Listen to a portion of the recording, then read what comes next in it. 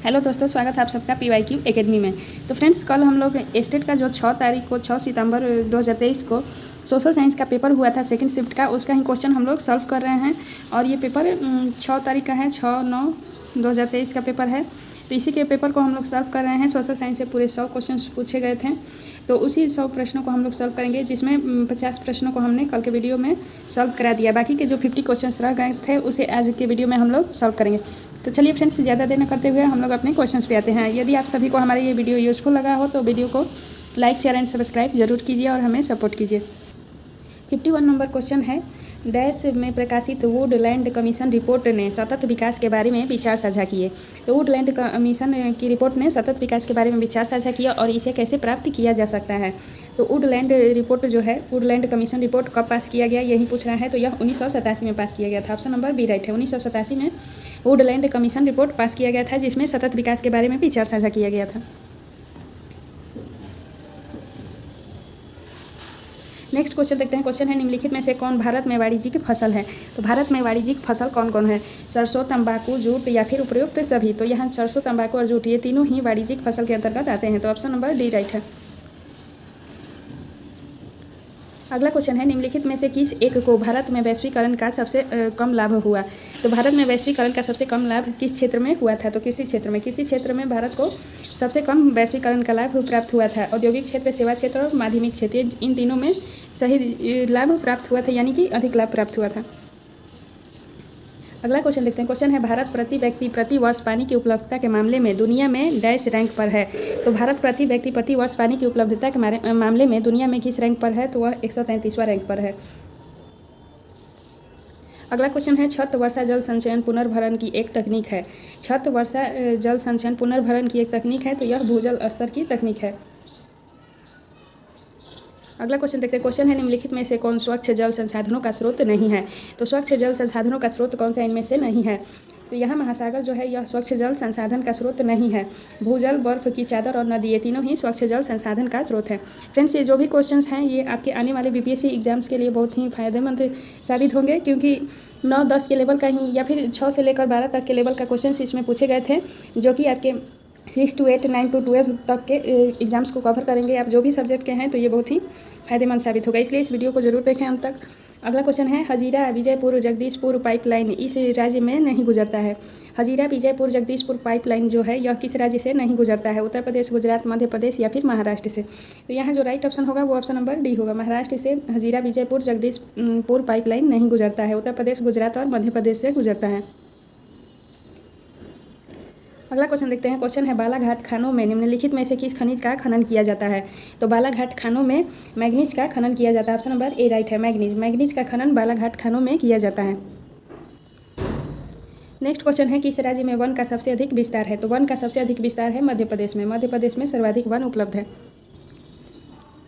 अगला क्वेश्चन देखते हैं। क्वेश्चन है कि वन विस्तार के नज़रिए से भारत का विश्व में कौन सा स्थान है। तो वन विस्तार के नज़रिए से भारत का विश्व में 10वां स्थान प्राप्त है। ऑप्शन नंबर सी राइट है, 10वां। अगला क्वेश्चन है, भारत में पहला जल विद्युत संयंत्र कहाँ लगाया गया था। तो भारत में पहला जल विद्युत संयंत्र लगाया गया था, यह दार्जिलिंग यानी कि पश्चिम बंगाल के दार्जिलिंग में लगाया गया था। नेक्स्ट क्वेश्चन देखते हैं। क्वेश्चन है, भारत में कोयले का सर्वप्रमुख उत्पादक राज्य है। तो भारत में कोयले का सर्वप्रमुख उत्पादक राज्य कौन सा है? तो झारखंड है। झारखंड का नंबर 1 स्थान है भारत में कोयला उत्पादन में। नेक्स्ट क्वेश्चन है, देश कितने विशेष आर्थिक क्षेत्र विकसित हैं। तो हमारे देश यानी कि भारत में कितने विशेष आर्थिक क्षेत्र विकसित हैं? नेक्स्ट क्वेश्चन है, देश में कितने विशेष आर्थिक क्षेत्र विकसित हैं। तो हमारे देश भारत में कितने विशेष आर्थिक क्षेत्र विकसित है? तो वह 7 है। ऑप्शन नंबर सी राइट है, 7 विशेष आर्थिक क्षेत्र विकसित हैं। नेक्स्ट क्वेश्चन देखते हैं। क्वेश्चन है, बॉक्साइट का उपयोग किस उद्योग में होता है। तो बॉक्साइट का उपयोग जो है यह किस उद्योग में होता है? तो एल्यूमिनियम उद्योग में होता है। अगला क्वेश्चन है, भारत के कुल कितने डाक क्षेत्रों में बांटा गया है। भारत को कुल कितने डाक क्षेत्रों में बांटा गया है? तो यह 9 डाक क्षेत्रों में बांटा गया है। भारत को 9 डाक क्षेत्रों में बांटा गया है। याद रखिएगा फ्रेंड्स, ये जी के ये से यानी कि करंट से भी न्यूज आ समझ सकता है इसे। अगला क्वेश्चन है, कांडला पत्तन किस राज्य में स्थित है। कांडला पत्तन जो है यह गुजरात में स्थित है। गुजरात में कांडला बंदरगाह स्थित है। अगला क्वेश्चन देखते हैं। क्वेश्चन है, पर्वतीय भाग में किस प्रकार के रेल मार्ग बनाए गए हैं। तो पर्वतीय भाग में जो रेल मार्ग बनाए गए हैं वह सकरी यानी कि संकरी रेल लाइन बनाए गए हैं पर्वतीय भाग में। नेक्स्ट क्वेश्चन है, विश्व में सबसे अधिक वर्षा किस स्थान पर होती है? तो विश्व में सबसे अधिक वर्षा किस स्थान पर होती है? तो वह मौसिम राम यानी कि मेघालय के मौसिम राम में सबसे अधिक वर्षा होती है विश्व में। नेक्स्ट क्वेश्चन देखते हैं। क्वेश्चन है, बिहार में नहरों द्वारा सर्वाधिक सिंचाई किस जिले में होती है? तो बिहार के किस जिले में नहरों द्वारा सर्वाधिक सिंचाई होती है? तो वह रोहतास में होती है। रोहतास में सर्वाधिक सिंचाई नहरों के द्वारा ही की जाती है। अगला क्वेश्चन है, निम्न में से कौन अनवीकरणीय संसाधन है? तो अनवीकरणीय संसाधन कौन सा है इसमें से? तो जीवाश्म ईंधन। जीवाश्म ईंधन जो है यह अनवीकरणीय संसाधन है। बाकी पवन ऊर्जा, सौर जल ऊर्जा और सौर ऊर्जा, ये तीनों ही नवीकरणीय संसाधन हैं। अगला क्वेश्चन है, बिहार की प्राचीनतम नदी घाटी परियोजना है? तो बिहार की प्राचीनतम नदी घाटी परियोजना कौन सी है? तो यह सोन नदी घाटी परियोजना है। सोन नदी घाटी परियोजना बिहार की प्राचीनतम नदी घाटी परियोजना है। अगला क्वेश्चन है, चिली किस महाद्वीप में स्थित है? तो चिली जो है यह दक्षिण अमेरिका महाद्वीप में स्थित है। दक्षिण अमेरिका महाद्वीप में चिली स्थित है। फ्रेंड्स, यहाँ ज्योग्राफी के क्वेश्चन अधिकतर थे क्योंकि हिस्ट्री के क्वेश्चंस कल के वीडियो में हो चुके हैं। आगे हिस्ट्री एंड सिविक्स के भी क्वेश्चन कुछ इसमें दे रखे हैं। अगला क्वेश्चन है, जारूजेलस्की किस देश के राष्ट्रपति थे? तो जारूजेलस्की जो है यह किस देश के राष्ट्रपति थे पूछ रहा है। तो जारूजेलस्की पोलैंड के राष्ट्रपति थे। ऑप्शन नंबर बी राइट है। अगला क्वेश्चन है, किस देश में ओलंपिक खेल का विरोध नस्ल पर आधारित था? किस देश में ओलंपिक खेल विरोध नस्ल पर आधारित हो? तो वह मैक्सिको में था। मैक्सिको में ओलंपिक खेल विरोध नस्ल पर आधारित था। अगला क्वेश्चन है, ये सभी क्वेश्चन सिविक्स से आ रहे हैं। क्वेश्चन है, समवर्ती सूची का प्रावधान किस देश से लिया गया है? तो समवर्ती सूची का प्रावधान जो है यह ऑस्ट्रेलिया से लिया गया है। ऑप्शन नंबर बी राइट है। ऑस्ट्रेलिया से समवर्ती सूची का प्रावधान लिया गया है। नेक्स्ट क्वेश्चन है, भारत में एक संक्रमणीय मत पद्धति से चुनाव किसका होता है? तो भारत में एकल संक्रमणीय मत पद्धति से किसका चुनाव किया जाता है? तो भारत के राष्ट्रपति का चुनाव एकल संक्रमणीय मत पद्धति के द्वारा किया जाता है। अगला क्वेश्चन है, हसुआ और हथौड़ा किस राजनीतिक दल का चुनाव चिन्ह है? तो हसुआ और हथौड़ा जो है यह भाजपा का भाजपा राजनीतिक दल जो है उसका ही चुनाव चिन्ह है, हसुआ और हथौड़ा। अगला क्वेश्चन है, गरीबी हटाओ का नारा कब दिया गया था? तो गरीबी हटाओ का नारा 1971 में दिया गया था, इंदिरा गांधी के शासनकाल में। अगला क्वेश्चन है, भारतीय संविधान में नीति निर्देशक तत्व किस देश से लिया गया है? तो नीति निर्देशक तत्व जो है यह आयरलैंड के संविधान से लिया गया है। नेक्स्ट क्वेश्चन है, राज्यसभा के सदस्यों का कार्यकाल होता है? तो राज्यसभा के सदस्यों का कार्यकाल कितना होता है? तो 6 वर्ष होता है। 6 वर्ष राज्यसभा के सदस्यों का काल होता है और 5 वर्ष होता है लोकसभा के सदस्यों का कार्यकाल। नेक्स्ट क्वेश्चन है, विशिष्ट व्यक्ति और साधारण व्यक्ति के वोट का मूल्य होता है? तो विशिष्ट व्यक्ति और साधारण व्यक्ति के वोट का मूल्य क्या होता है? तो वह एक ही बराबर होता है। अगला क्वेश्चन है, मुख्य चुनाव आयुक्त का कार्यकाल होता है? तो मुख्य चुनाव आयुक्त का कार्यकाल कितना होता है? तो वह 6 वर्ष या 65 वर्ष की उम्र तक होता है। Option number A he right है। मुख्य चुनाव आयुक्त का कार्यकाल 6 वर्ष या 65 वर्ष, जो भी पहले पूरा हो वही होता है। अगला क्वेश्चन है, बिहार के प्रथम राज्यपाल कौन थे? तो बिहार के प्रथम राज्यपाल थे Jairam Das Daulatram. Option number B right है। जयराम दास बिहार के प्रथम राज्यपाल थे। और बिहार के प्रथम मुख्यमंत्री कौन थे? तो श्री कृष्ण सिंह बिहार के प्रथम मुख्यमंत्री थे।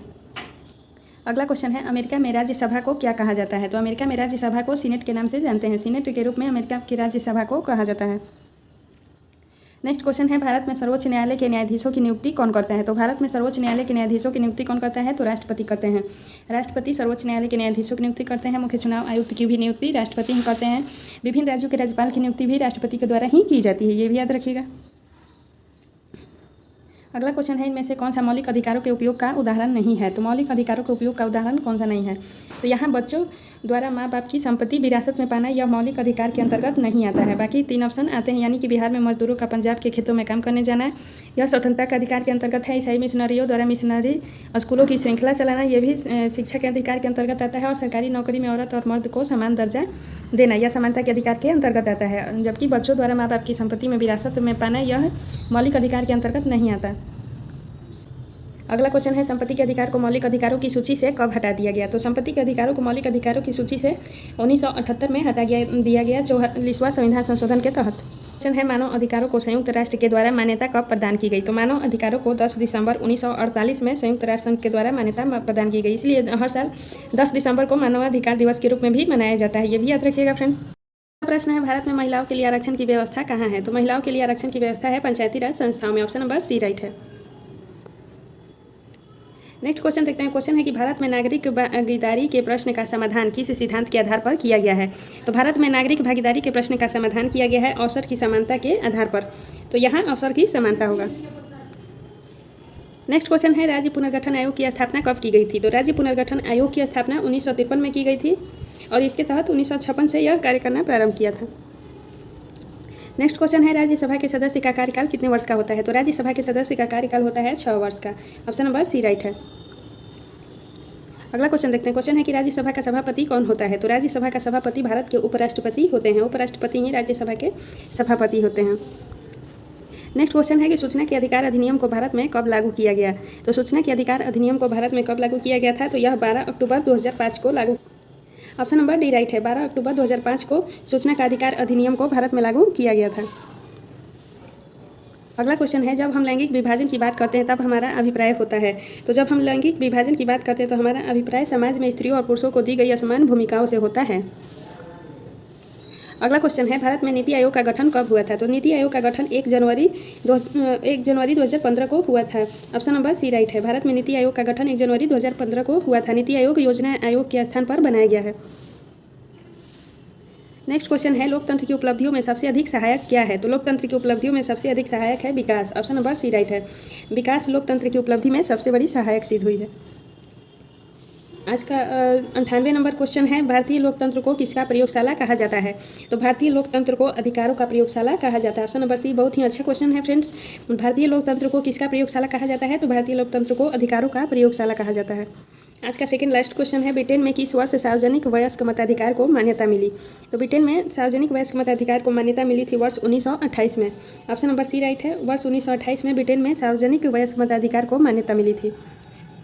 आज का लास्ट क्वेश्चन है कौन सा कदम लोकतांत्रिक सुधार का सूचक है। तो लोकतांत्रिक सुधार का सूचक कौन सा कदम होगा इसमें से। तो पंचायती राज जो व्यवस्था है यह लोकतांत्रिक सुधार का सूचक है सबसे बड़ा। तो फ्रेंड्स यहाँ हमने 6 सितंबर के एस्टेट के सोशल साइंस के पूरे 100 प्रश्नों को कर लिया। 2 पार्टों में किया है हमने। तो आप सभी कमेंट में जरूर बताइएगा कि ये सभी प्रश्न कैसे थे और यदि हमारा ये सेशन पसंद आए तो वीडियो को लाइक शेयर एंड सब्सक्राइब जरूर कीजिए।